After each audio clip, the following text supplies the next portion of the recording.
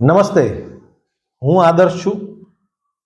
આપણે જાણીએ છીએ કે આપણા યશસ્વી વડાપ્રધાન શ્રી નરેન્દ્રભાઈ મોદીનું વિઝન અને આપણા બધા લોકોની દેશ પ્રત્યેની દેશદાજને લઈને દુનિયામાં આપણી સંસ્કૃતિ અને આપણી રીતભાતને લોકો અનુકરણ કરવા લાગ્યા છે. 21 જૂન વર્લ્ડ યોગ ડે, યોગને સ્વસ્થતા માટેનું પ્રમાણ મળ્યું છે અને આખી દુનિયા 21મી જૂને યોગ કરે છે. આ જ રીતે વર્લ્ડ સંસ્કૃત ડે પણ ઉજવવામાં આવે છે અને ઓગસ્ટ મહિનામાં આપણે આહવાન કર્યું હતું. 200થી વધારે વાલીઓએ ગુજરાતી, હિન્દી, ઇંગ્લિશ અને સંસ્કૃત લેંગ્વેજમાં નિબંધ લખવા માટેનું આપણે કહ્યું હતું. ભાષાનું મહત્વ હોય, સાથે સાથે અભિવ્યક્તિનું પણ મહત્વ હોય.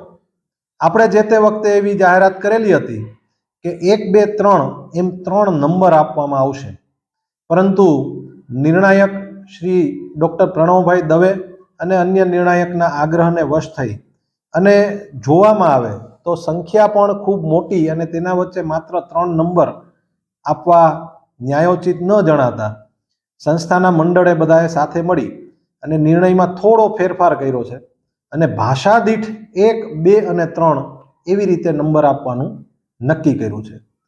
ખાસ અભિવ્યક્તિ, રજૂઆત અને ભાષા શુદ્ધિને ધ્યાને લઈ અને આ પરિણામ તૈયાર કરવામાં આવ્યું છે. પરિણામ આપની સમક્ષ મૂકતા હું હર્ષ અનુભવું છું. સંસ્કૃત વિભાગમાં પહેલો નંબર છે ભાલાણી હિરલબેન સંદીપભાઈ.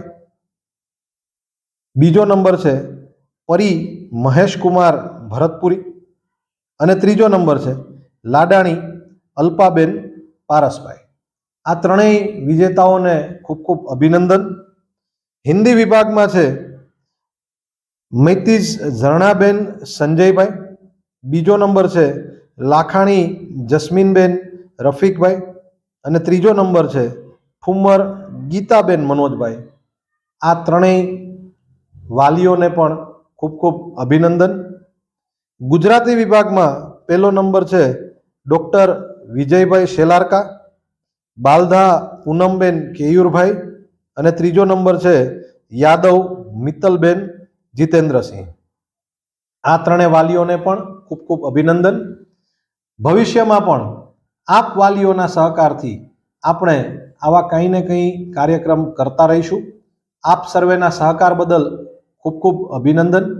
વિષય થોડો નવો હતો, થોડો જુદો હતો, એટલે આમ તો જેટલા વાલીઓએ આ હરીફાઈમાં ભાગ લીધો આ તમામ વાલીઓને પણ ખૂબ ખૂબ અભિનંદન. અસ્તુ. ભારત માતા કી જય.